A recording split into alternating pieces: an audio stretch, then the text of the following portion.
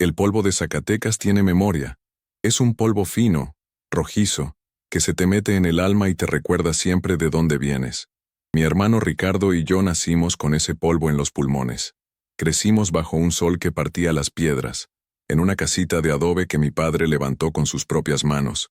No teníamos mucho, pero éramos ricos en risas y en frijoles de la olla. Ricardo, 5 años mayor que yo, era mi sol particular. Tenía una sonrisa que desarmaba al más pintado, y unos ojos que soñaban con horizontes que yo ni siquiera podía imaginar. Su sueño tenía un nombre y un número: Ruta 66. Para él, no era solo una carretera en el país vecino, era el camino dorado hacia la promesa, el sendero pavimentado que lo llevaría lejos de la tierra agrietada y las manos callosas. Un día, Elena, me decía mientras remendaba una llanta vieja de su bicicleta, voy a manejar un tráiler tan grande como esta casa por esa carretera, y voy a hacer tanto dinero que mamá no volverá a lavar ajeno, y papá podrá descansar su espalda. Te lo juro por esta. Y se señalaba una cruz que se había hecho con la uña en el dorso de la mano. Yo le creía. ¿Cómo no creerle a Ricardo? Su fe movía montañas, o al menos, movía la vieja camioneta Ford de don Ramiro cuando se quedaba sin batería. Era un muchacho lleno de vida, de una energía que parecía desbordarse de su piel morena. Su ambición no era de esa que envenena, sino de la que construye. Quería una vida mejor, sí, pero la quería para todos nosotros. Recuerdo con una claridad que duele el día que se fue. Tenía 20 años y yo 15. Mamá le había preparado un itacate con gorditas de frijoles y queso que apenas si pudo probar. La garganta de todos estaba cerrada por un nudo de tristeza y esperanza. Papá le dio un abrazo que duró una vida entera, y le metió en el bolsillo de la camisa unos cuantos dólares arrugados, todo lo que teníamos. Es para el camino, mijo, le dijo con la voz ronca. No para que te lo gastes, sino para que sepas que no vas con las manos vacías. Llevas el sudor de tu padre contigo. Ricardo se arrodilló frente a mamá. Le besó las manos y le prometió que volvería hecho un hombre de bien, que su sacrificio no sería en vano. A mí me revolvió el pelo y me guiñó un ojo. Cuídalos, chaparra. Cuando vuelva te traeré un vestido de esos que usan las artistas en las películas. Se fue con un primo que ya trabajaba del otro lado. La última imagen que tengo de él es su silueta recortada contra el amanecer, subiendo a un autobús destartalado que lo llevaría a la frontera. Se llevó consigo los sueños de toda la familia, guardados en una mochila raída y en un corazón a prueba de balas. O eso creíamos. Los primeros años fueron duros, como era de esperarse. Llamaba cada 15 días desde un teléfono público. Su voz a veces sonaba cansada, pero siempre optimista. Nos contaba de sus trabajos, lavando platos, en la construcción, de jardinero. Cada dólar que ganaba era un ladrillo más en el castillo que estaba construyendo en su mente. Ahorró cada centavo hasta que pudo pagarse el curso para ser trailero, y lo logró. El día que nos llamó para decirnos que había conseguido su licencia y un trabajo en una pequeña compañía de transporte, en casa hicimos una fiesta. Mamá preparó mole y papá compró una botella de tequila. Brindamos por Ricardo, nuestro campeón, el que estaba conquistando el sueño americano a base de puro coraje. Fue entonces cuando empezó a hablar de la Ruta 66. Se convirtió en el escenario de todas sus historias. Nos describía los amaneceres en el desierto de Mojave, las luces de neón de los viejos moteles, la sensación de libertad al conducir esa mole de acero bajo un cielo infinito. Es mágica, Elena, me decía. Esta carretera tiene un espíritu. Sientes que te habla, que te empuja a seguir adelante. Él creía que era un espíritu bueno, un aliado. Hoy sé que las voces que escuchaba no eran las del progreso, sino las de una antigua y paciente maldición. Se compró su propio camión, un Kenworth rojo que cuidaba como si fuera un hijo. Le puso el valiente de Zacatecas. Empezó a ganar buen dinero, más del que jamás habíamos visto. Nos enviaba giros postales que nos permitieron arreglar la casa, comprarle a papá una camioneta nueva y pagarle a mamá un tratamiento médico que necesitaba. Estábamos orgullosos, henchidos de una gratitud que nos hacía ver su ausencia como un sacrificio necesario. Pero poco a poco, sus llamadas se fueron espaciando. Su voz empezó a cambiar. El entusiasmo fue reemplazado por una especie de ansiedad, una prisa que yo no le conocía. Ya no hablaba de los paisajes ni de la libertad. Hablaba de contratos, de cargas, de competencia, de hombres que, según él, movían los hilos en el negocio del transporte. Aquí no basta con ser trabajador, Elena, me dijo una vez, con un tono amargo que me heló la sangre. Hay que ser más listo que los demás. Hay que tener colmillo. Si no, te comen vivo. La ambición que antes era un motor limpio y noble, empezó a echar un humo negro y espeso. Empezó a hablar de expandirse, de tener su propia flota.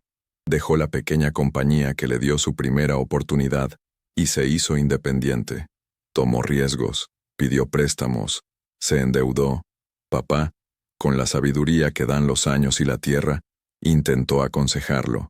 Mijo, no por mucho madrugar amanece más temprano. Ve con calma. Ya tienes más de lo que un día soñamos. Ricardo se rió. Era una risa que no le llegaba a los ojos. Usted no entiende, apá. Allá las cosas son diferentes. El que no arriesga, no gana. Y yo nací para ganar. Esa fue la primera grieta. La primera vez que sentí que el Ricardo que se fue, ya no era el mismo que hablaba al otro lado de la línea.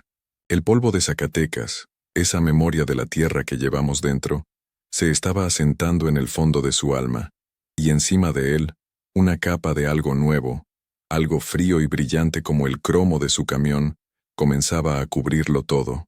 Un día, nos llegó una caja enorme. Dentro, venían regalos para todos. Para mamá, un abrigo de piel que jamás se atrevió a usar. Para papá, un reloj de oro que guardó en un cajón. Para mí, un vestido de seda azul y un bolso de marca. Creo que era un Gucci, aunque en ese entonces yo ni sabía qué era eso. No había ninguna carta, solo una nota impresa que decía, para que vean que no me olvido de ustedes. Con cariño, Ricardo. El gesto, que debía ser de amor, se sintió impersonal, distante. Era como si intentara pagarnos su ausencia con objetos, como si el cariño pudiera medirse en el precio de una etiqueta. Mamá lloró esa noche, abrazada a su abrigo de piel en el calor de la cocina. No quiero esto, mi amor, le susurró al aire. Yo quiero a mi hijo. Yo también lo quería de vuelta, pero el hombre que ahora nos llamaba desde un teléfono celular, conduciendo por la legendaria Ruta 66, ya estaba en un viaje mucho más largo y peligroso, un viaje del que, quizás, ya no había retorno. No lo sabíamos entonces, pero el valiente de Zacatecas ya no era solo el nombre de su camión, era el epitafio de la persona que mi hermano había sido. La carretera le había dado un sueño, pero a cambio, le estaba empezando a cobrar un peaje demasiado alto, su propia alma, y en las sombras de esos desiertos interminables, una figura antigua, vestida de charro y montada en un caballo negro como la noche, ya había puesto sus ojos en él. Estaba esperando el momento justo para ofrecerle un trato, un atajo en ese camino dorado que Ricardo tanto anhelaba, sin advertirle que todos los atajos del diablo conducen al mismo precipicio. El éxito de Ricardo explotó de una manera que desafiaba toda lógica. En menos de 2 años pasó de ser un trailero independiente con un solo camión, a ser el dueño de Transportes Aguilar, una flota de más de 20 unidades último modelo, que recorrían no solo la Ruta 66, sino las principales autopistas de Estados Unidos.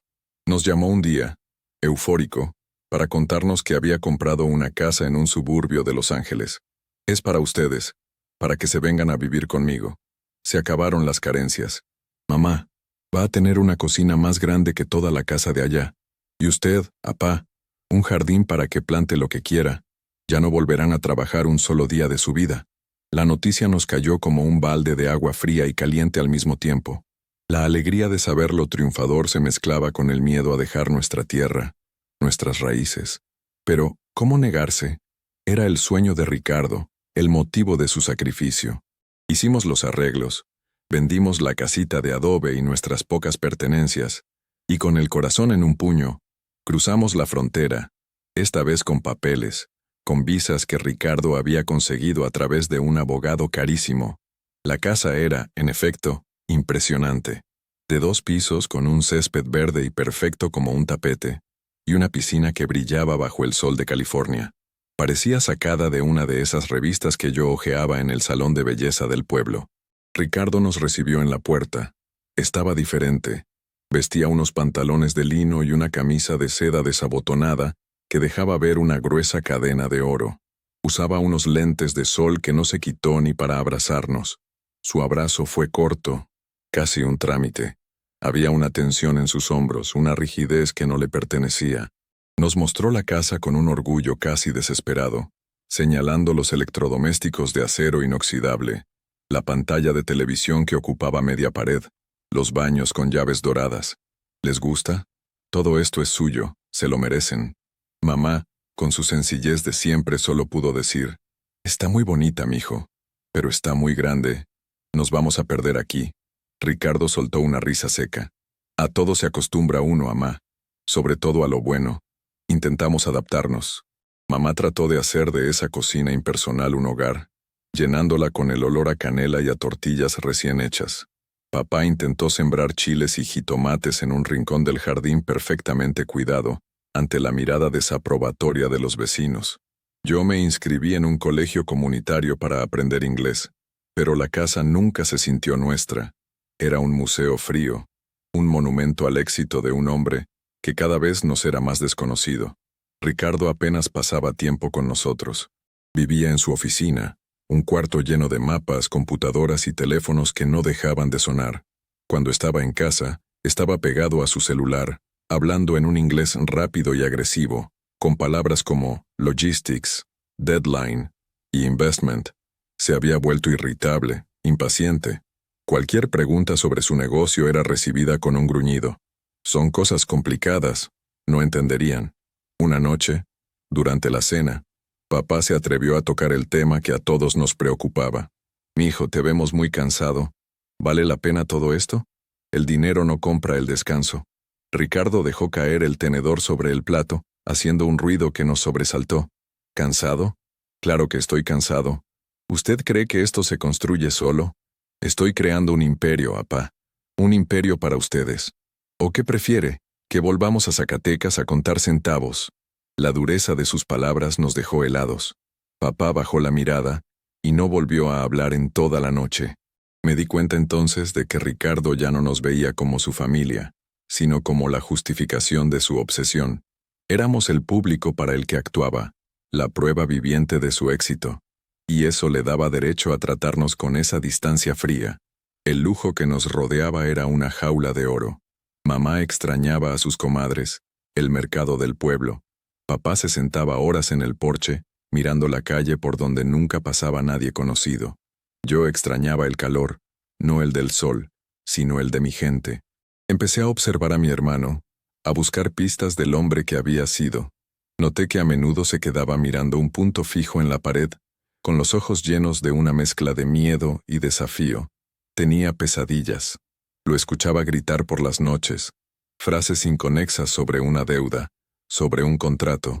Un día, mientras limpiaba su oficina, vi un papel sobre su escritorio. Era el borrador de una carta dirigida a un tal señor de la encrucijada. No la leí, pero alcancé a ver una frase que se me grabó a fuego. El plazo se acerca. Necesito más tiempo. El éxito requiere más sacrificios de los que pactamos. Me estremecí.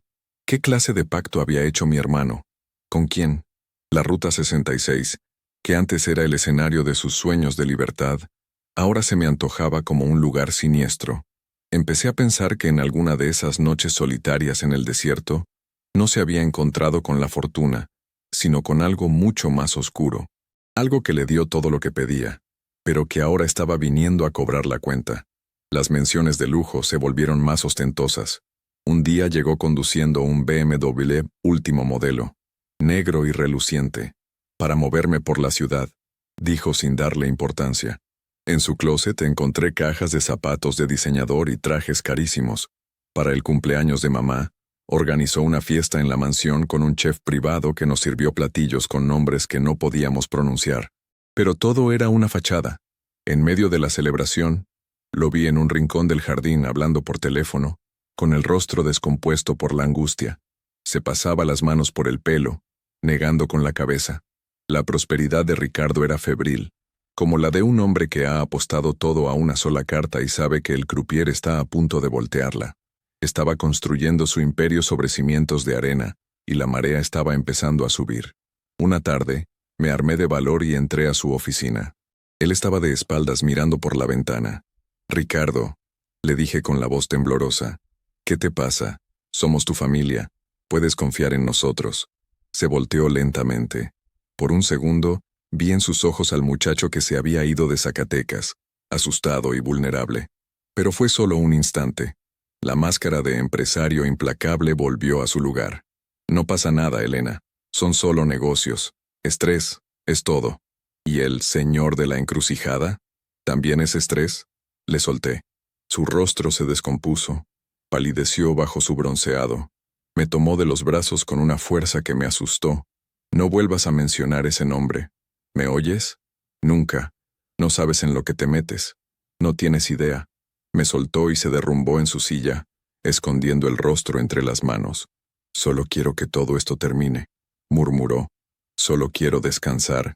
En ese momento comprendí que mi hermano estaba atrapado. La Ruta 66 no había sido el camino al éxito, sino la entrada a un laberinto del que no podía salir. Y en el centro de ese laberinto no había un tesoro, sino un monstruo que esperaba pacientemente a su presa. La maldición no era una leyenda, era real, y mi hermano había firmado un contrato con ella con la tinta invisible de su propia ambición desmedida. La fachada del imperio de Ricardo comenzó a desmoronarse con la rapidez de un castillo de arena golpeado por una ola. La primera señal fue una llamada en mitad de la noche. Un grito ahogado de mi hermano desde su oficina me hizo saltar de la cama. Corrí hacia allá y lo encontré con el teléfono en la mano, pálido como un fantasma. «Se quemó», susurró. «El almacén de Barstow, toda la mercancía, se quemó. Un incendio, supuestamente accidental, había devorado una bodega que contenía millones de dólares en productos electrónicos que su compañía debía entregar. El seguro no cubría la totalidad de la pérdida, y los clientes, empresas poderosas y sin piedad, exigían una compensación inmediata. Fue el primer golpe, el que hizo temblar la estructura. A partir de esa noche, el hombre exitoso y arrogante desapareció, dejando en su lugar a una criatura acorralada y paranoica. Dejó de dormir. Lo escuchábamos caminar por la casa durante toda la noche, como un león enjaulado. Adelgazó de una forma alarmante, y sus ojos, antes brillantes de ambición, ahora estaban hundidos y rodeados de ojeras oscuras. Estaban llenos de un miedo que yo nunca le había visto, ni siquiera en los tiempos de mayor pobreza en Zacatecas. Los teléfonos que antes eran herramientas de su poder, se convirtieron en instrumentos de tortura. Sonaban a todas horas, y cada llamada parecía traer peores noticias. Contratos cancelados, clientes que se iban con la competencia, bancos que exigían el pago de los préstamos. Un día, llegó una carta del banco principal con el que trabajaba. Se la entregué en la mano, y vi cómo su rostro perdía el poco color que le quedaba. «¿Qué pasa, Ricardo?», le pregunté. «Me bloquearon la cuenta», dijo con una voz hueca. «La cuenta bancaria principal de la empresa está congelada por una investigación de fraude. Dicen que el incendio no fue accidental». Ahí entendí la gravedad de la situación. No era solo mala suerte, era un ataque orquestado. Alguien, o algo, estaba desmantelando su vida pieza por pieza. El señor de la encrucijada, al que le había escrito en aquella carta, estaba cobrando su deuda de la manera más cruel posible. No quería su dinero, quería destruirlo, humillarlo. Quería quitarle todo aquello por lo que había sacrificado su alma. La atmósfera en la casa se volvió irrespirable. El lujo que nos rodeaba ahora parecía una burla cruel. La piscina acumulaba hojas secas. El césped perfecto comenzaba a amarillear. Mamá intentaba acercársele. Le preparaba sus platillos favoritos. Le ofrecía un té de tila para los nervios. Él la rechazaba con monosílabos, encerrado en su propio infierno. «Déjenme en paz. Ustedes no entienden nada», nos gritaba. Papá y yo nos sentíamos impotentes. Éramos espectadores de una tragedia que se desarrollaba frente a nuestros ojos, incapaces de entender el guión o de ayudar al protagonista. Yo, por mi parte, comencé a reflexionar sobre la naturaleza del éxito y el fracaso. Me acordé de las enseñanzas de mi abuelo. Un hombre de campo sabio que decía que el árbol que crece muy rápido tiene raíces débiles. Ricardo había crecido demasiado rápido, alimentado por una fuente que no era natural. Su éxito no era producto de la paciencia y el trabajo duro, sino de un atajo, de un pacto oscuro. Y ahora el viento soplaba fuerte y sus raíces no podían sostenerlo. Me di cuenta de que la verdadera riqueza no se mide en billetes ni en propiedades.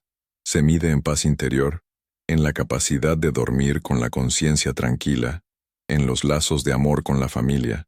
Todo lo que mi hermano había perdido en su carrera desesperada por ganar, lo que ahora se le escapaba de las manos. Él había confundido el precio con el valor. Le había puesto precio a todo, a una casa, a un coche, a un reloj, pero había olvidado el valor de un abrazo de su madre, de un consejo de su padre, de una charla con su hermana.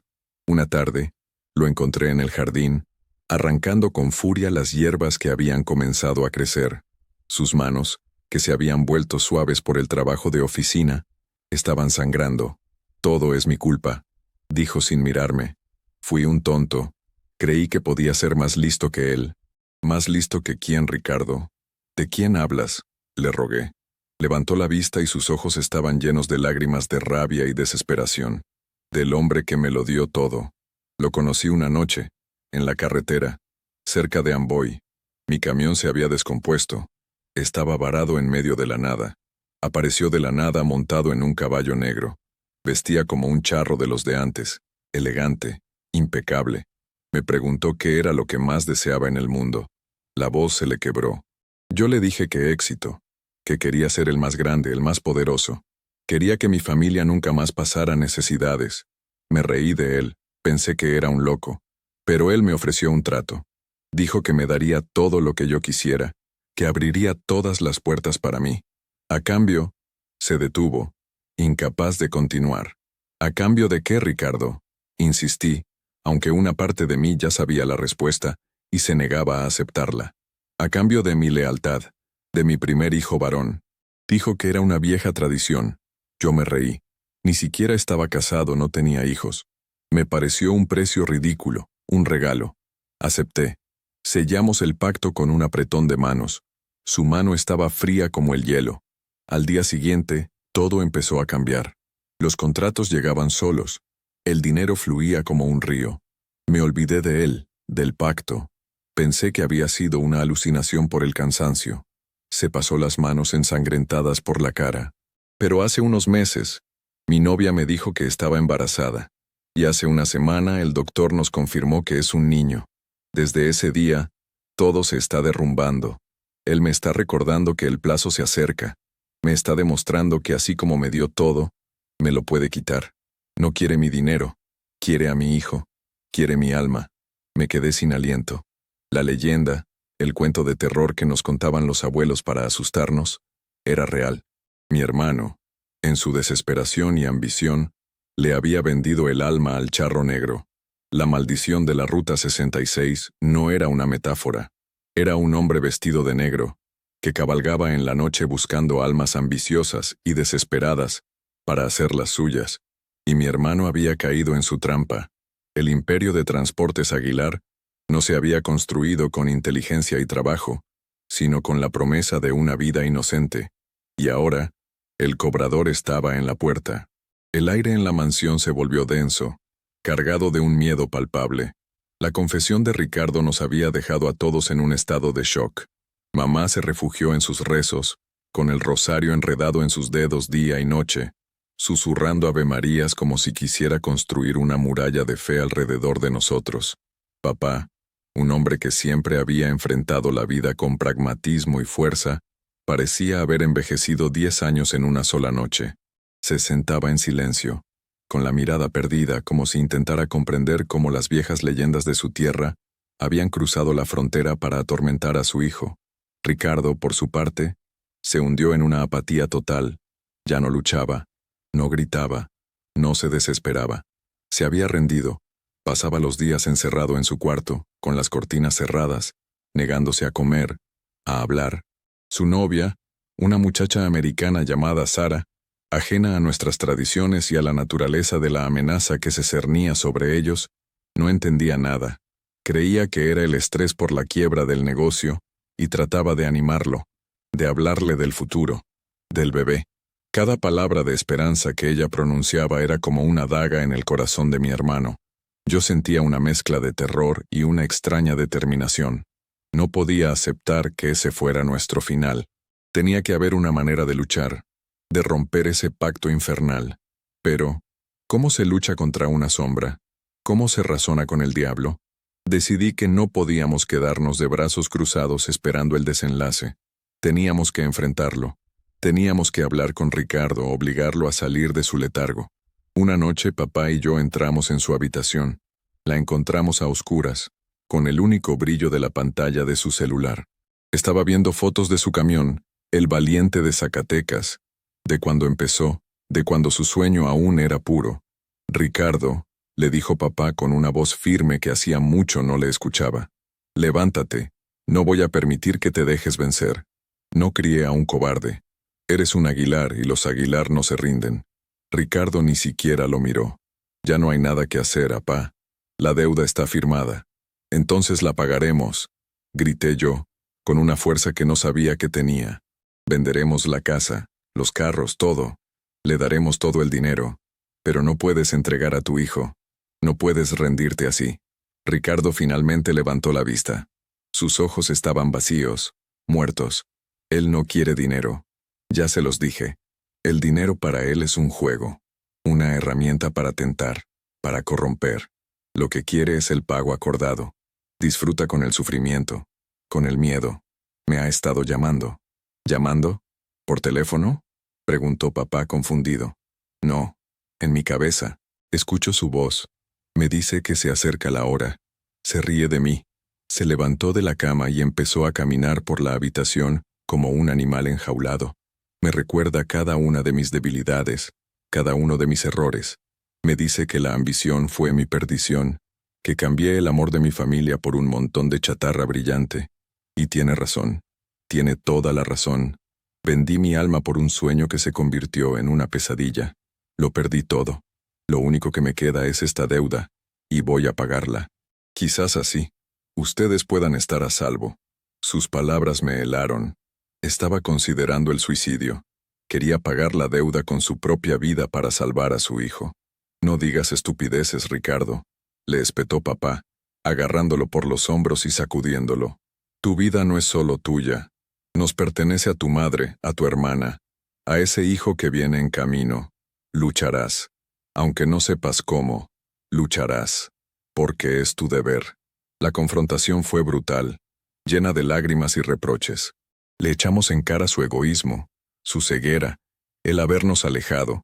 Él nos gritó su soledad, su miedo, la presión que sintió por darnos una vida mejor. Fue una catarsis dolorosa pero necesaria.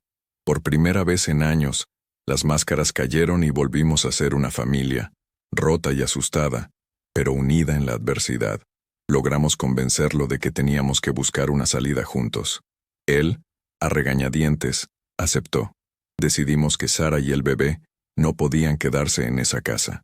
Ricardo habló con ella, le inventó una excusa sobre amenazas de la competencia y la convenció de irse a casa de sus padres en otro estado hasta que las cosas se calmaran. Fue una despedida desgarradora. Él sabía que quizás no la volvería a ver. Cuando ella se fue, con su vientre abultado que contenía la promesa de una vida y la condena de mi hermano, Ricardo se derrumbó. Esa noche, la casa se sentía más vacía y silenciosa que nunca. Nos quedamos los cuatro, papá, mamá, Ricardo y yo, los fundadores de la familia Aguilar, reunidos para la que sentíamos que sería nuestra última batalla. Ricardo, agotado emocionalmente por la confrontación y la despedida, se quedó dormido en el sofá de la sala. Mamá le puso una manta encima y se sentó en un sillón cercano, rezando en silencio. Papá y yo nos quedamos en la cocina, sin poder dormir, bebiendo café y tratando de formular un plan que no existía. Tenemos que volver a México, dijo papá de repente. Allá la gente sabe de estas cosas. Hay curanderos, gente de fe. Aquí estamos solos en tierra ajena. La idea me pareció la única lógica. Teníamos que volver a nuestras raíces, buscar ayuda en nuestra propia cultura, en nuestra propia fe. Quizás la solución no estaba en el dinero ni en los abogados, sino en algo más antiguo y profundo. Estábamos discutiendo cómo conseguir el dinero para el viaje cuando un ruido nos hizo callar. No fue un ruido fuerte, sino un silencio súbito. El zumbido constante de la nevera se detuvo. Las luces parpadearon y se apagaron. Un apagón. Pero este se sentía diferente. Un frío antinatural invadió la casa. Un frío que calaba los huesos. Miré por la ventana de la cocina, que daba al jardín trasero, y entonces lo vi. La noche no estaba completamente oscura. La luna llena bañaba el césped con una luz pálida y fantasmal. Y allí, parado en medio del jardín, junto al rosal seco de mamá, había un hombre. Era alto y esbelto, vestido con un impecable traje de charro negro adornado con botonadura de plata que brillaba bajo la luna. Llevaba un sombrero de ala ancha que ocultaba su rostro en las sombras. A su lado, un caballo enorme, de un color negro tan intenso que parecía absorber la luz, resoplaba echando vaho por las narices, a pesar de que no hacía frío. El hombre no se movía. Solo estaba ahí, de pie, mirando la casa. No necesitaba hacer nada más. Su sola presencia irradiaba un poder y una maldad que paralizaban. Sentí que el aire me faltaba, que mis piernas no me sostenían. Papá, a mi lado, soltó una maldición en voz baja y me agarró del brazo. No había duda. Era él, el charro negro. No había venido a negociar, no había venido a hablar. Había venido a recordarnos que el plazo había expirado. Había venido a cobrar. Y su mirada, que no podía ver pero que sentía clavada en la casa, estaba puesta en el hombre que dormía en la sala, ajeno a la presencia que había venido a reclamar su alma. El terror es una cosa extraña. No siempre te hace gritar o correr. A veces, te congela, te convierte en una estatua de hielo y silencio. Papá y yo nos quedamos petrificados junto a la ventana, incapaces de apartar la vista de la figura que profanaba la paz de nuestro jardín. Era exactamente como Ricardo lo había descrito, como las leyendas lo pintaban. Una elegancia siniestra, una quietud que era más amenazante que cualquier movimiento. El caballo pateó el suelo con una pezuña, y el sonido, sordo y pesado, retumbó en el silencio de la noche como el llamado de un juez. El charro negro levantó una mano, enguantada en cuero negro, y se tocó lentamente el ala del sombrero, un gesto que podría haber sido un saludo o una sentencia. Luego, giró la cabeza y, aunque no podía ver sus ojos, sentí que su atención se desviaba de la casa y se posaba directamente en mí, en nosotros, que lo espiábamos desde la cocina. Fue una sensación de una invasión absoluta, como si pudiera ver a través de las paredes, a través de nuestra piel, directamente a nuestros corazones aterrados. Papá me jaló hacia atrás, lejos de la ventana. «No dejes que te vea», susurró con la voz temblorosa. «Dicen que si te sostiene la mirada, te roba el alma». Nos agachamos detrás de la barra de la cocina, con el corazón latiendo desbocado. Afuera, el silencio volvió a reinar, un silencio pesado, expectante. Mamá entró en la cocina, alertada por nuestro comportamiento. «¿Qué pasa? ¿Por qué están en el suelo?», preguntó en un susurro. Papá solo pudo señalar con el dedo hacia la ventana. Mamá, con una valentía que solo las madres poseen, se acercó a la ventana con su rosario en la mano y miró hacia afuera. Ahogó un grito y se santiguó 3 veces. «Virgen Santísima, protégenos», murmuró retrocediendo hasta chocar con la pared. «Está aquí. Ha venido por mi hijo». En ese momento, Ricardo gritó en la sala. No fue un grito de terror, sino de dolor puro, como si le estuvieran arrancando algo de dentro. Corrimos hacia él. Lo encontramos retorciéndose en el sofá, empapado en sudor, con los ojos cerrados pero con una expresión de agonía en el rostro. Estaba teniendo una pesadilla, pero sabíamos que no era un sueño ordinario. Era una visita. La presencia de afuera se estaba comunicando con él en el único lugar donde no podía escapar. Su propia mente. «No, déjame en paz. Tómame a mí, pero a él no», gritaba entre sollozos. Estaba reviviendo el pacto, la negociación, la condena. Estaba atrapado en un bucle de su propio infierno personal, orquestado por el ser que esperaba pacientemente en el jardín. Papá intentó despertarlo, sacudiéndolo, llamándolo por su nombre, pero Ricardo no reaccionaba. Era como si su cuerpo estuviera en la sala, pero su espíritu estuviera en otro lugar, un lugar oscuro del que no podía volver. Mamá se arrodilló a su lado y empezó a rezar en voz alta, un torrente de Padre Nuestros y Ave Marías, con la voz quebrada por el llanto pero firme en su fe. Yo no sabía qué hacer, me sentía completamente inútil. Fue entonces cuando algo dentro de mí cambió. El miedo no se fue, pero se mezcló con una rabia fría y profunda. Rabia contra esa criatura que se alimentaba del dolor de mi familia. Rabia contra mi hermano por su debilidad, por habernos arrastrado a esto. Y rabia contra mí misma por haber sido solo una espectadora. Recordé las palabras de mi abuelo. Al mal no se le huye, se le hace frente, con coraje o con fe, pero siempre de frente.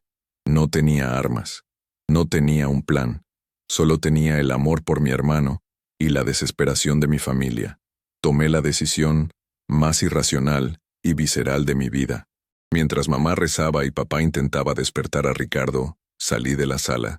Caminé por el pasillo oscuro y abrí la puerta trasera que daba al jardín. El aire frío de la noche me golpeó la cara. El charro negro seguía allí, en el mismo lugar. Al abrirse la puerta, su caballo levantó la cabeza y relinchó. Un sonido agudo y escalofriante. La figura vestida de negro se giró lentamente hacia mí. Ahora estaba de frente, a unos 20 metros de distancia. Su rostro seguía oculto en la sombra del sombrero, un vacío insondable. Caminé hacia él, con las piernas temblando pero con paso firme. Cada paso era un acto de desafío. Me detuve a unos 10 metros. El silencio era total. Solo se escuchaba mi propia respiración agitada. ¿Qué es lo que quiere?, le pregunté, con la voz más fuerte que pude. No hubo respuesta. Solo esa presencia abrumadora, esa maldad antigua y paciente. «No te vas a llevar a mi hermano», continué, sintiendo cómo las lágrimas de rabia me corrían por las mejillas. Él cometió un error. Fue estúpido, ambicioso, ciego, pero es mi hermano, y no voy a dejar que te lo lleves. Esperaba una respuesta, una voz gutural, un gesto amenazante, pero no hubo nada. Era como hablarle a la noche misma. Fue entonces cuando papá apareció detrás de mí, agarrándome del brazo. «Elena, métete a la casa. Ahora», me ordenó. «No, papá. Ya no podemos escondernos. Tenemos que enfrentarlo». El charro negro levantó una mano y señaló hacia la casa, hacia la ventana de la sala donde Ricardo agonizaba. El mensaje era claro. Tenía un contrato, y venía a hacer cumplir sus términos. Luego, bajó la mano y la giró, con la palma hacia arriba en un gesto de ofrecimiento. En su mano apareció, de la nada, un brillo dorado. Era una moneda de oro, grande y reluciente, que destellaba bajo la luz de la luna. Entendí la oferta. Era una prueba, una tentación. Me estaba ofreciendo riqueza, poder, todo lo que mi hermano había deseado. A cambio, supuse, de que me hiciera a un lado, de que traicionara a mi propia sangre. La náusea me subió por la garganta. Ver esa moneda, el símbolo de la perdición de Ricardo, me llenó de un asco profundo. «Puedes quedarte con tu maldito oro», le escupí. «Nosotros no queremos nada de ti, solo queremos que nos dejes en paz». En ese momento Ricardo gritó mi nombre desde dentro de la casa. Un grito de auxilio, claro y desgarrador. «Elena». La figura en el jardín pareció complacida. Lentamente, cerró su mano, y la moneda de oro desapareció. Luego, sin prisa, se giró, montó en su caballo con una agilidad sobrenatural, y sin hacer el menor ruido, se adentró en las sombras del fondo del jardín y desapareció. El frío se disipó. El zumbido de la nevera volvió. Las luces de la casa parpadearon y se encendieron. Corrimos adentro. Ricardo estaba sentado en el sofá consciente, temblando de pies a cabeza con la cara bañada en lágrimas. Lo vi, susurró. Estaba aquí. Me dijo que volvería, que esto es solo el principio. El charro negro se había ido, pero su visita nos había dejado una certeza aterradora. No había sido una advertencia, había sido una promesa, y sabíamos, con una claridad absoluta, que no podíamos seguir en esa casa ni un minuto más. La batalla no había terminado. Apenas había comenzado, y nuestro único campo de batalla posible estaba al sur, en nuestra tierra, donde la fe y las tradiciones eran armas más poderosas que cualquier riqueza material. La visita del charro negro fue el catalizador que nos sacó de nuestra parálisis. El amanecer siguiente nos encontró no con miedo, sino con una febril determinación. No hablamos mucho. Las palabras sobraban. Cada uno sabía lo que tenía que hacer. Empacamos lo esencial en un par de maletas viejas como si fuéramos inmigrantes de nuevo, pero esta vez huyendo de un fantasma en lugar de la pobreza. Dejamos atrás la mansión, que ahora se sentía como una tumba lujosa, con sus muebles caros y sus recuerdos envenenados. No nos importó nada de lo material. Papá solo tomó una foto de sus padres, mamá su rosario y un pequeño bulto de tierra de nuestra casa en Zacatecas que había guardado en un frasco. Yo tomé un viejo álbum de fotos, buscando la imagen de un Ricardo sonriente y joven, para recordar por quién estábamos luchando. Ricardo estaba en un estado de shock, moviéndose como un autómata. La visita nocturna lo había dejado vacío, sin voluntad. Hacía lo que le decíamos, con la mirada perdida en un punto que solo él podía ver. El problema inmediato era el dinero. Las cuentas seguían bloqueadas, y no teníamos efectivo. Fue entonces cuando recordé los regalos que Ricardo nos había enviado en sus primeros días de éxito. Le dije a mamá, el abrigo de piel, el reloj de papá, mi bolso. No podemos llevarlos, pero podemos usarlos. Papá se opuso al principio, por orgullo, pero la necesidad era más fuerte. Fuimos a una casa de empeño en un barrio de Los Ángeles. El lugar olía a desesperación y a sueños rotos. Mientras el hombre detrás del mostrador blindado examinaba con una lupa el reloj de oro de papá y el bolso Gucci que yo nunca había usado, sentí una extraña liberación. Esos objetos, símbolos del éxito que nos había llevado a la ruina, ahora eran nuestra única vía de escape. Nos dieron unos cuantos miles de dólares, mucho menos de su valor real, pero suficiente para nuestro propósito. Con ese dinero, compramos 4 boletos de autobús a El Paso, Texas. Un viaje de regreso, humilde y silencioso, en dirección contraria al que Ricardo había hecho años atrás lleno de sueños. El viaje en autobús fue largo y pesado. Nadie hablaba. Papá miraba por la ventana el paisaje desértico, el mismo que Ricardo había recorrido en su tráiler. Me preguntaba si en cada sombra, en cada peñasco, él veía la silueta de un charro a caballo. Ricardo dormitaba, pero su sueño era inquieto, lleno de sobresaltos y murmullos.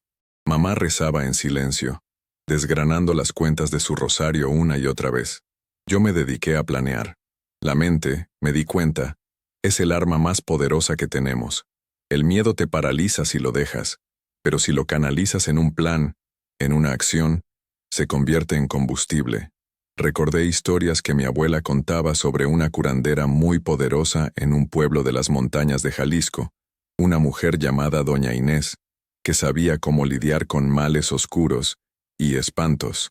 Era una posibilidad remota, una apuesta desesperada, pero era lo único que teníamos.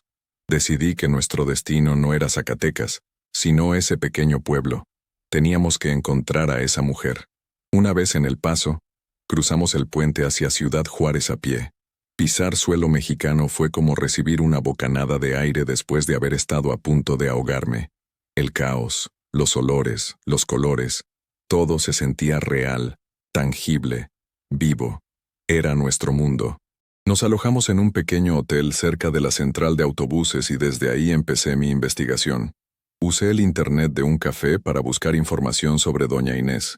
Encontré algunas referencias en foros y blogs sobre folclore y esoterismo.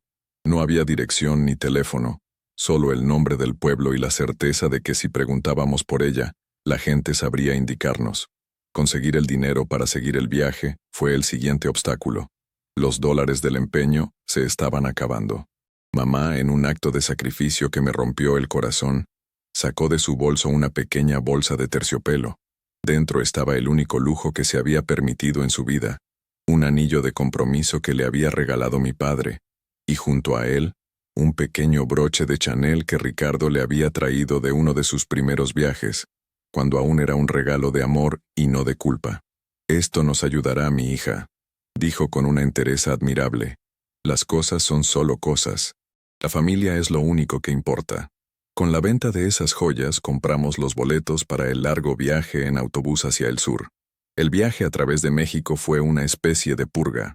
Con cada kilómetro que nos alejábamos de la frontera, parecía que una capa de opresión se nos iba quitando de encima. Ricardo empezó a hablar un poco más. A veces me preguntaba cosas simples como, ¿falta mucho?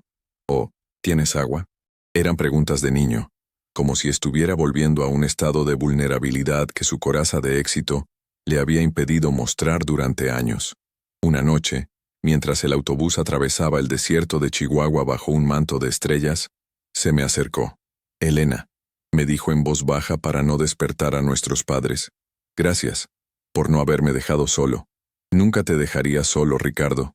Eres mi hermano», le respondí.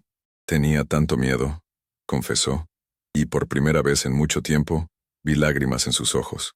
No de desesperación, sino de arrepentimiento. Creí que lo tenía todo, y no tenía nada. Lo único que importaba eran ustedes, y los abandoné. Le tomé la mano. Estaba fría y temblorosa. «Lo vamos a arreglar. Juntos». No sabía si era verdad. No tenía ni idea de si doña Inés podría hacer algo, o si todo era una locura. Pero en ese momento, mi fe no estaba puesta en una curandera, sino en nosotros. En la fuerza de ese lazo familiar que el dinero había estirado hasta casi romperlo, pero que ahora, en la adversidad, se estaba volviendo más fuerte que nunca. Empecé a entender algo profundo. La maldición de Ricardo no era solo el charro negro. La maldición era la soledad que su ambición le había impuesto. La maldición era haber olvidado de dónde venía. Y nuestro viaje de regreso, este éxodo a través del polvo de nuestro país, no era solo una huida, era un peregrinaje, un camino de vuelta a casa, de vuelta a nosotros mismos. Y quizás, solo quizás, esa era la primera parte del exorcismo que mi hermano tanto necesitaba. Estábamos despojándonos de todo lo que no era esencial, para quedarnos solo con lo verdadero, y en esa desnudez, en esa vulnerabilidad, esperaba que encontráramos la fuerza para la batalla que nos esperaba. Llegamos al pueblo de doña Inés al atardecer. Era un lugar pequeño, enclavado en la sierra, donde las casas de teja roja parecían trepar por las laderas verdes. El aire era limpio y olía a pino y a tierra mojada. Después de la opulencia artificial de Los Ángeles y el caos polvoriento de la frontera, este lugar se sentía como un santuario. Como papá había predicho, no fue difícil encontrarla. Preguntamos en una pequeña tienda de abarrotes y el dueño, un anciano de rostro surcado de arrugas, nos dio las indicaciones sin mostrar sorpresa alguna. «Suban por aquella vereda, la última casa, la que tiene un agüehuete en la puerta. Pero vayan con respeto. Doña Inés no recibe a curiosos, solo a almas con verdadera necesidad». La casa era humilde, de adobe y madera, con un pequeño huerto de hierbas aromáticas en el frente. El enorme agüehuete, un árbol viejo y sabio, parecía custodiar la entrada. Una mujer menuda y anciana, con el pelo completamente blanco trenzado en una sola hebra que le llegaba a la cintura, nos esperaba en la puerta, como si supiera que veníamos. Era doña Inés. Sus ojos eran lo más impresionante.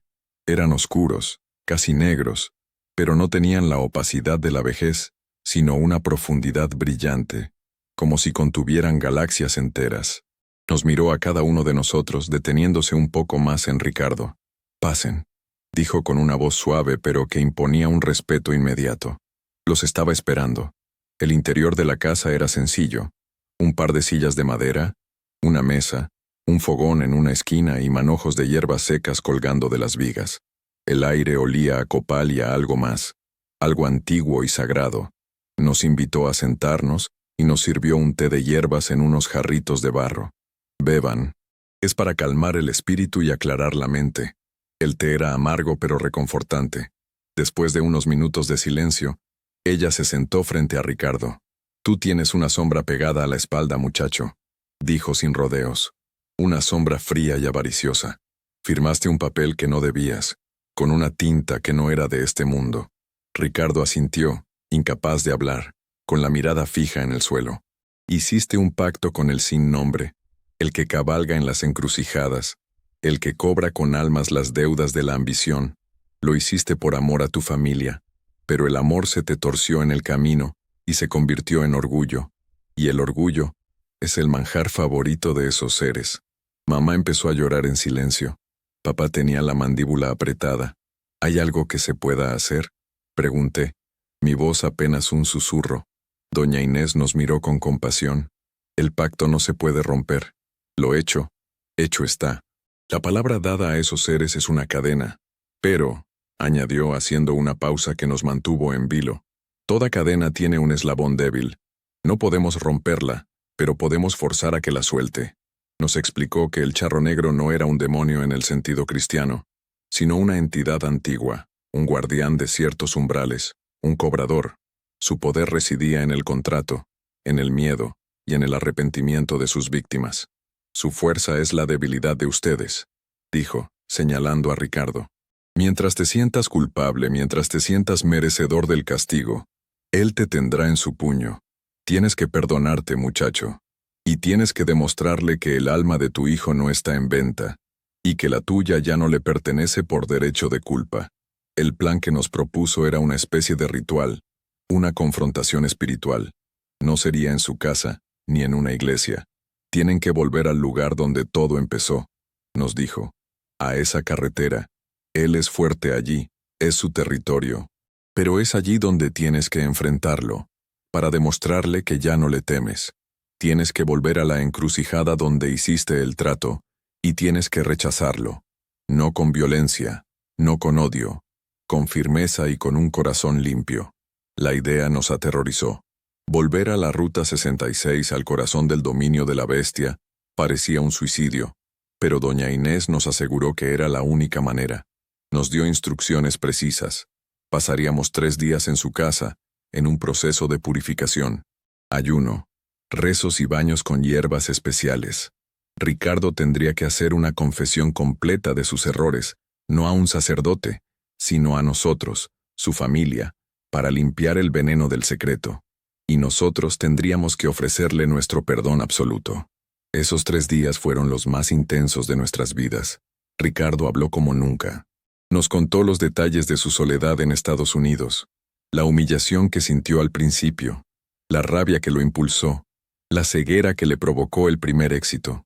Lloró, pidió perdón, y nosotros lloramos con él y lo perdonamos, no con palabras fáciles, sino con abrazos que venían del fondo del alma, reconstruyendo los puentes que se habían derrumbado. Doña Inés nos preparó para la confrontación. Nos dio amuletos de protección, un pequeño saquito de hierbas para cada uno, una obsidiana para Ricardo. Esta piedra absorbe la oscuridad. Cuando sientas que su poder te abruma, apriétala con fuerza. Y me dio a mí una instrucción especial. Tú eres el pilar, muchacha. Tu hermano está débil. Tus padres están vencidos por el dolor, pero tú tienes la fuerza de la rabia justa. Cuando llegue el momento, serás tú quien hable. Él no espera que la resistencia venga de ti. Recuérdale que el lazo de la sangre es más antiguo y más poderoso que cualquier contrato firmado por desesperación.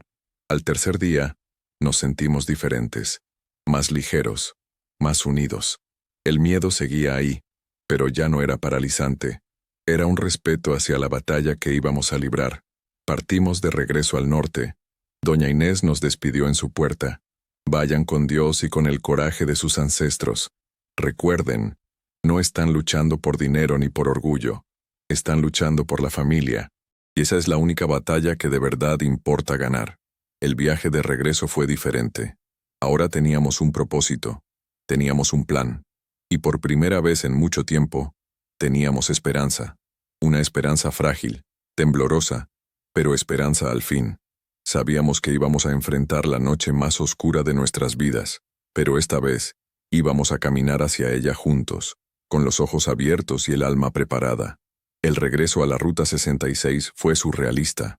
Atravesar de nuevo el desierto, ver los mismos paisajes que habían sido el telón de fondo del ascenso y la caída de Ricardo, se sentía como entrar voluntariamente en la boca del lobo. Siguiendo las indicaciones de mi hermano, encontramos la encrucijada. No era nada especial, solo un cruce de caminos polvoriento en medio de la nada, con un viejo poste de teléfono y un cartel oxidado que señalaba direcciones olvidadas. Era el lugar perfecto para que lo profano se encontrara con lo mundano. Llegamos al anochecer, como doña Inés nos había indicado. El sol se hundía en el horizonte, pintando el cielo de colores violentos, naranjas, morados y rojos, como si el firmamento estuviera sangrando. Aparcamos la vieja camioneta que habíamos comprado con el último dinero que nos quedaba a un lado del camino. El silencio del desierto era abrumador, solo roto por el silbido del viento. Nos bajamos del coche y nos paramos en el centro del cruce de caminos, los cuatro, juntos formando un pequeño círculo. Papá, a pesar de su miedo, se erguía con la dignidad de un patriarca protegiendo a su clan. Mamá sostenía su rosario con tanta fuerza que sus nudillos estaban blancos. Ricardo temblaba, pero en sus ojos ya no había derrota, sino una resolución sombría. Yo apretaba el saquito de hierbas que doña Inés me había dado. Esperamos. La oscuridad se hizo completa, y la luna casi llena comenzó a ascender, bañando el paisaje con su luz plateada. El aire se enfrió de golpe, y entonces lo oímos. Un galope lejano que se acercaba rítmicamente. No era el galope de un caballo normal sobre la tierra. Sonaba a la vez hueco y pesado, como si viniera de otra dimensión. Del camino oscuro, emergió la silueta. El caballo negro con ojos que parecían brasas rojas y sobre él, el charro negro, impecable y aterrador en su elegancia. Se detuvo a unos 30 metros de nosotros. La presencia era tan poderosa que el aire parecía vibrar a su alrededor. Ricardo dio un paso al frente. «He vuelto», dijo con la voz temblorosa pero clara. «He vuelto para decirte que el trato se anula». La figura no se movió. No habló. Pero sentimos una oleada de burla y de poder que nos golpeó como una ráfaga de viento helado. En mi mente, y supe que en la de todos, resonó una voz que no era un sonido, sino un pensamiento implantado. Un contrato es un contrato. La deuda debe ser pagada. El niño es mío. Ricardo apretó la obsidiana que llevaba en el bolsillo. El niño no es una mercancía. Es mi hijo. Y no te pertenece. Mi deuda contigo no la pagaré con él. La voz en nuestra mente se volvió más dura, más fría. Entonces la pagarás con tu alma, como acordamos. Es hora de que vengas conmigo. El charro negro extendió una mano hacia Ricardo. Vimos cómo mi hermano se doblaba de dolor, como si una fuerza invisible lo estuviera aplastando. Cayó de rodillas, jadeando. Papá y mamá corrieron a su lado, tratando de sostenerlo. Fue entonces cuando recordé las palabras de doña Inés. Tú eres el pilar. Serás tú quien hable. Di un paso al frente, interponiéndome entre la figura y mi familia. «¡No!», grité, y mi voz sonó extrañamente fuerte en el silencio del desierto. «No te lo vas a llevar». La atención de la criatura se centró en mí. Sentí su poder como una presión física, un intento de intimidarme, de paralizarme. «Tú no tienes parte en este trato, niña», resonó la voz en mi cabeza. «No te entrometas. Soy su hermana. Somos de la misma sangre. Su deuda es mi deuda. Y te digo que no te pagaremos con lo que pides». Avancé otro paso, con el corazón martilleándome en el pecho. «Escúchame bien, criatura de la noche. Cometiste un error. Le ofreciste a mi hermano riqueza y poder, y él, en su ceguera, aceptó. Pero lo que no sabías es que al atacarlo, nos uniste. Al intentar destruir a nuestra familia, la hiciste más fuerte. Ya no es un hombre solo y asustado el que te enfrenta. Somos 4, y detrás de nosotros están nuestros padres, nuestros abuelos, y todas las generaciones que nos precedieron. Nuestra fuerza es la sangre, el amor y la memoria. ¿Y la tuya? La tuya es la soledad, la codicia y el olvido». El caballo del charro se encabritó, relinchando con furia. La presión aumentó. Sentí un mareo, un frío que me llegaba hasta el tuétano. Creíste que su alma era tuya, pero te equivocaste. Un alma no se puede vender, solo se puede perder. Y mi hermano ha encontrado el camino de vuelta. Se ha perdonado y nosotros lo hemos perdonado. Tu poder sobre él, el poder de la culpa, se ha roto.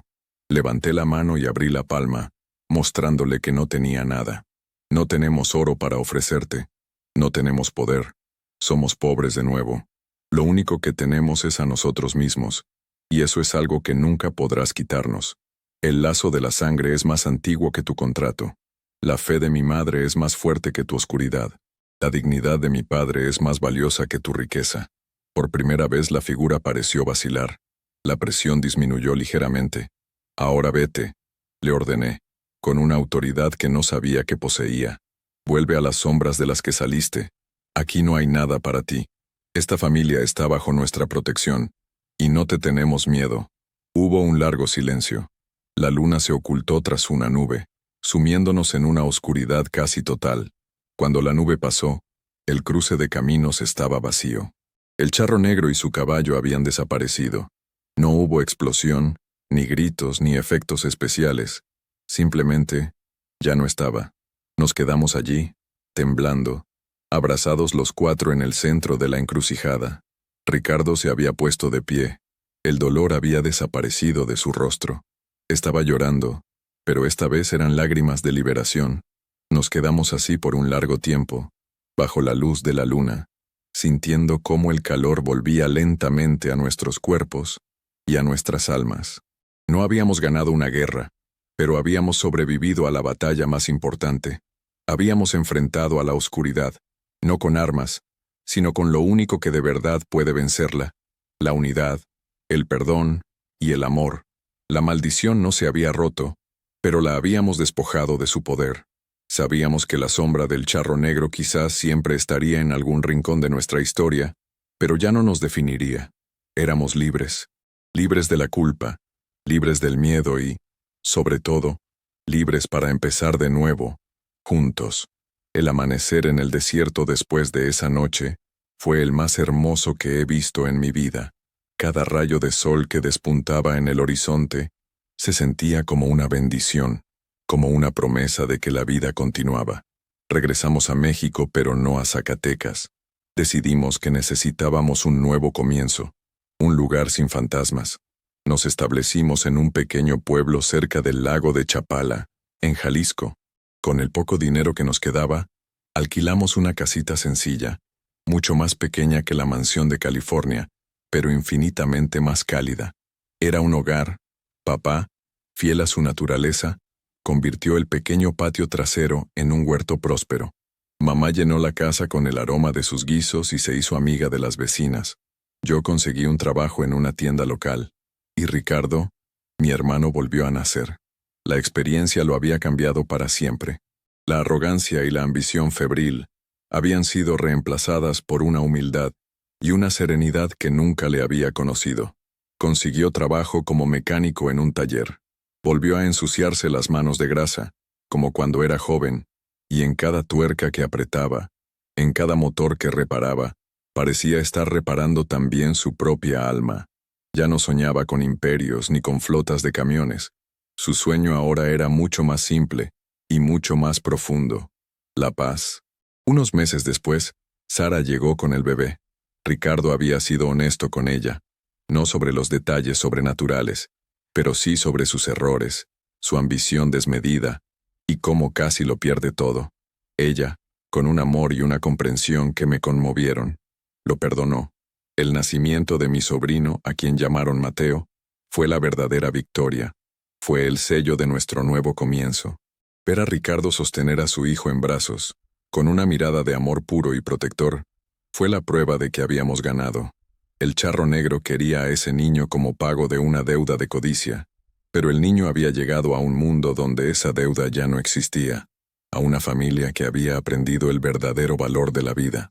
A veces, por las noches, cuando el viento soplaba fuerte, un escalofrío me recorría la espalda. Sabía que la memoria de lo que vivimos en la Ruta 66 nunca nos abandonaría del todo. Era una cicatriz en el alma de nuestra familia. Pero las cicatrices no son solo recordatorios del dolor, también son prueba de que hemos sanado. Ricardo nunca volvió a manejar un tráiler. La carretera, para él, había perdido su magia. Se había convertido en un recordatorio de la delgada línea que separa el sueño de la pesadilla. Pero a veces, cuando un camión pasaba por la carretera cerca de nuestro pueblo, lo veía detenerse un instante, con la mirada perdida en la distancia, no con nostalgia, sino con la sabiduría del que ha viajado al infierno y ha logrado volver. La vida que construimos era modesta. No había coches de lujo, ni mansiones, ni ropa de diseñador, pero teníamos algo mucho más valioso. Nos teníamos los unos a los otros. Cenábamos juntos todas las noches. Hablábamos, reíamos. Nos habíamos reencontrado. Habíamos aprendido, de la manera más dura posible, que la verdadera riqueza no está en lo que acumulas, sino en los lazos que te sostienen cuando todo lo demás se derrumba. La mente humana es un campo fértil. Lo que siembras, cosechas. Ricardo había sembrado vientos de ambición y cosechado tempestades de terror. Pero ahora, todos juntos, estábamos sembrando semillas de paciencia, de perdón y de amor. Y la cosecha era dulce. Era la risa de mi sobrino, la tranquilidad en los ojos de mi padre, la fe renovada de mi madre y la paz en el corazón de mi hermano. La maldición de la Ruta 66 destruyó al hombre que mi hermano era, sí, pero de sus cenizas nació un hombre mejor. Y la noche en que el charro negro apareció frente a mis ojos, no fue la noche en que perdimos la esperanza, fue la noche en que aprendimos a luchar por ella. Gracias por llegar hasta el final de esta reflexión. Si estás leyendo esto, quiero que sepas que no estás solo. Ahora, te invito a un momento de calma. Voy a compartir una oración, no importa tu religión, sino tu fe.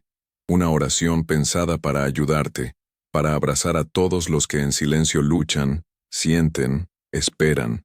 Solo cierra los ojos un instante y deja que estas palabras te acompañen. Ten fe, todo va a estar bien. Orar, encenderse por dentro.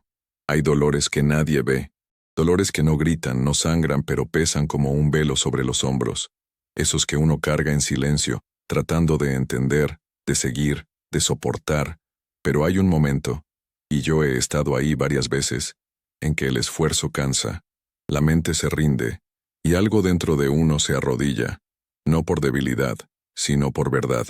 Es en ese instante cuando la oración comienza, o mejor dicho, aparece.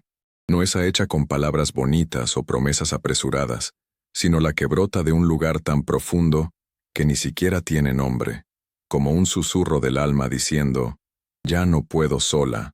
Orar, descubrir, no es pedir, es recordar.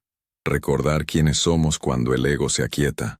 Recordar que la vida también late en lo invisible, que hay un centro en nosotros donde todo descansa, y que, aunque por fuera todo parezca derrumbarse, ese centro permanece. A veces, orar es simplemente cerrar los ojos y recogerse como una flor que siente el frío de la noche. Es permitir que una presencia suave nos envuelva, no como magia, sino como sustento, como quien dice sin prisa, aquí estoy, incluso ahora. La oración, o la súplica, no cambia el mundo, pero cambia a quien ora. No evita los dolores, pero transforma la forma en que atravesamos cada uno de ellos. Nos da una mirada más tierna, un corazón menos endurecido, un paso más firme, incluso en la oscuridad. Es como si, por un instante, el alma flotara por encima del tiempo y regresara al cuerpo con más paz. No una paz ruidosa, sino esa que solo quien ha pasado por el caos puede reconocer. Orar es afinar la escucha. La mente se calla y la intuición despierta. Las respuestas no siempre vienen en palabras. A veces son solo percepciones, toques sutiles, un calor en el pecho. La oración ilumina lo que estaba turbio, deshace nudos que ni sabíamos que teníamos. Y lo más bonito es que no tiene que ser complicado. Orar es hablar con Dios, con el universo, con esa inteligencia amorosa que nos habita y nos envuelve, incluso cuando lo olvidamos. Y no tiene que sonar bonito. No necesitas saber rezar. No necesitas entender nada sobre la fe. Puede ser un desahogo en la ducha, una lágrima en la almohada, una frase susurrada antes de dormir. Cuídame. Puede ser incluso el silencio, cuando el dolor es tan profundo que no salen palabras. Dios entiende todo eso. El universo escucha lo que el corazón no sabe decir. No hay una forma correcta. Hay presencia. Y cada vez que nos permitimos ese encuentro, aunque sea sin ritual, aunque sea sin certeza, es oración. Es tan simple, tan al alcance. Orar es solo recordar que no estamos solos. Y entonces, un día, sin darnos cuenta, nos volvemos oración. La forma de caminar, de tocar, de callar, todo empieza a vibrar distinto. Ni siquiera hace falta decir nada. Solo estar ahí ya es oración viva. Y hasta en los días en que no logramos orar, y sí, hay días así, el alma sigue orando por nosotros. El espíritu no olvida de dónde viene. Al final, orar es eso, encenderse por dentro, y dejar que esa luz nos guíe, incluso cuando no sabemos el camino. Ahora que hemos compartido este momento, me encantaría saber de ti. ¿Qué te pareció esta historia? ¿Te ha tocado de alguna manera? Déjame un comentario aquí abajo, me dará mucha fuerza leerte. Y si tienes alguna idea para futuras historias o algún asunto que te gustaría que tratáramos, por favor, compártela. Este canal lo construimos juntos. También, cuéntame desde qué ciudad o país me estás escuchando. Me llena de alegría saber hasta dónde llegan nuestras reflexiones. Como una forma de agradecer tu tiempo y tu apoyo, he dejado un par de recetas de tés relajantes y unos dulces sin azúcar en el primer comentario fijado. Un pequeño regalo para el cuerpo y el alma. Gracias por estar aquí. Que Dios te proteja a ti y a los tuyos. No olvides seguir el canal para que no te pierdas nuestra próxima historia.